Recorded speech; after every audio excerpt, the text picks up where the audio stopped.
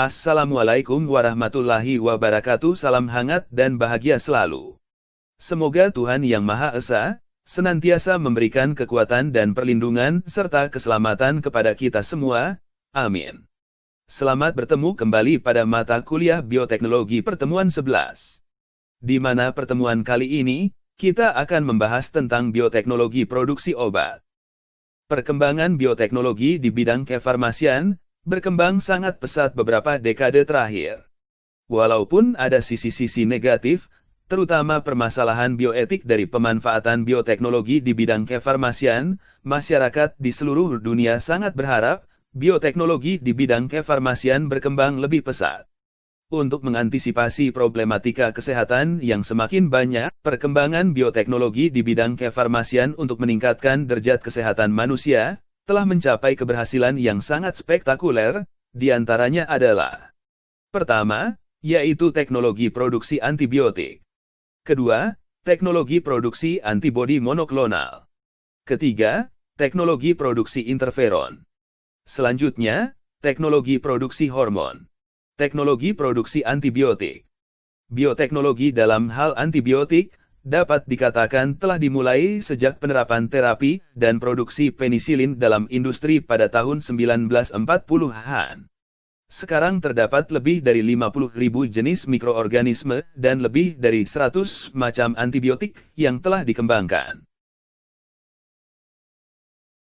Jenis golongan antibiotik yang utama meliputi penisilin, sefalosporin, aminoglikosida, makrolid, karbapen, monobaktam, quinolon, dan golongan lainnya seperti tetrasiklin, doksisiklin, minosiklin, sulfonamid, trimetoprim, rifampin, dan metronidazol.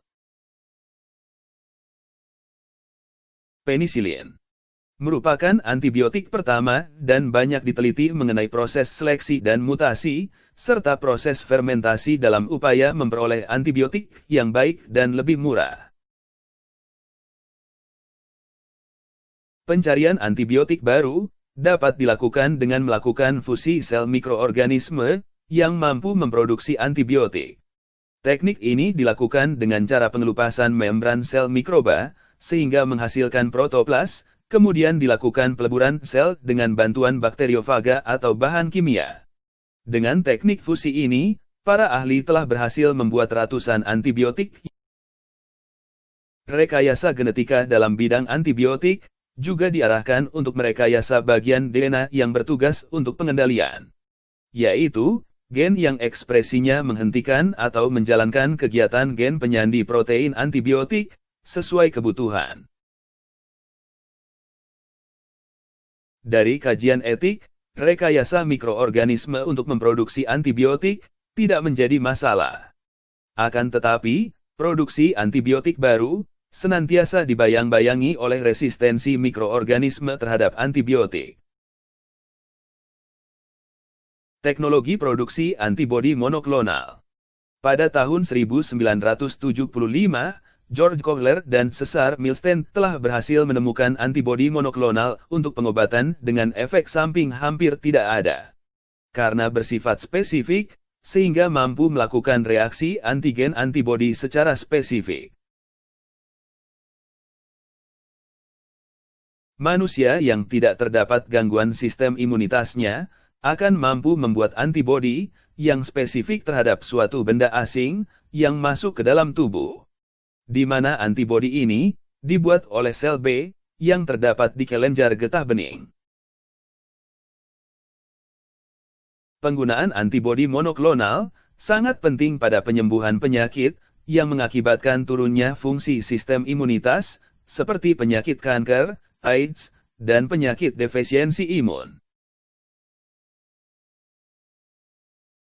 Penggunaan antibodi monoklonal juga dapat digunakan untuk mendeteksi dan melakukan reaksi dengan virus, bakteri, dan jamur yang terdapat pada sampel darah atau cairan tubuh lainnya, sehingga dapat digunakan untuk mendeteksi suatu penyakit.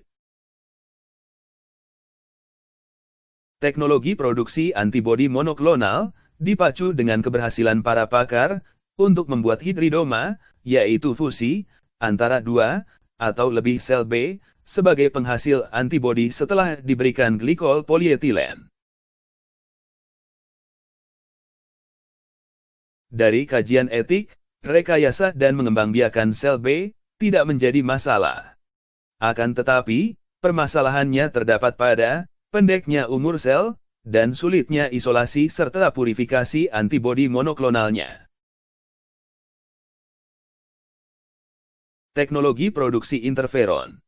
Sejarah interferon diawali dari upaya Alik Isaac dan Jen Lindemann, di mana tahun 1957, ia menemukan fakta bahwa orang yang terserang penyakit oleh suatu virus, maka sel-sel yang terserang virus akan memproduksi interferon untuk membantu sel lain untuk menentang serangan virus tersebut dan virus. Saat ini, ada 3 jenis interferon, yaitu interferon tipe 1, interferon tipe 2, dan interferon tipe 3. Interferon tipe 1 dan 2 dikembangkan sebagai antivirus untuk melawan virus hepatitis dan multiple sklerosis.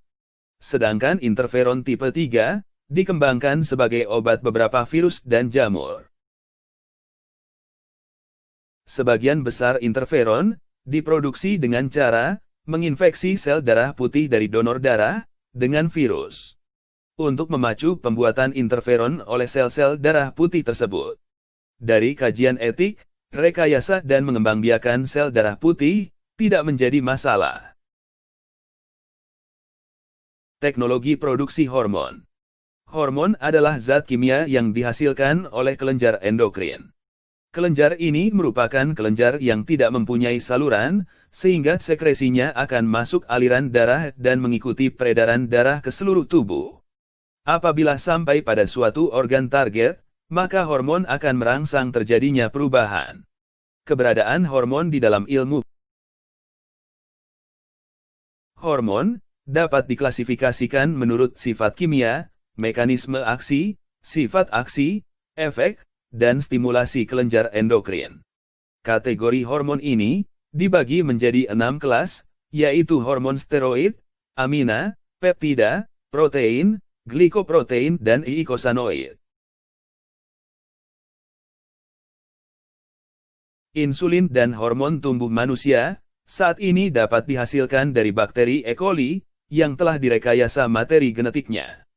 Hormon steroid dapat dihasilkan dari cendawan Cunningham-Mela blakesleyana dan Thiegemella orchidis yang telah direkayasa genetikanya. Dari kajian etik, rekayasa dan mengembangbiakan mikroorganisme dan cendawan tidak menjadi masalah. Teknologi produksi vaksin. Vaksin pertama kali dibuat untuk cacar, untuk mencegah penyakit cacar yang sangat mematikan. Vaksin tersebut dibuat oleh seorang dokter bernama Edward Jenner di Berkeley, Inggris, pada tahun 1796.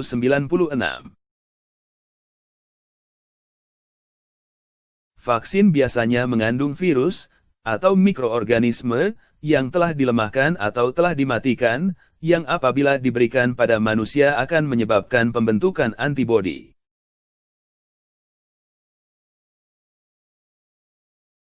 Ini merupakan beberapa contoh vaksin yang telah diproduksi secara komersial.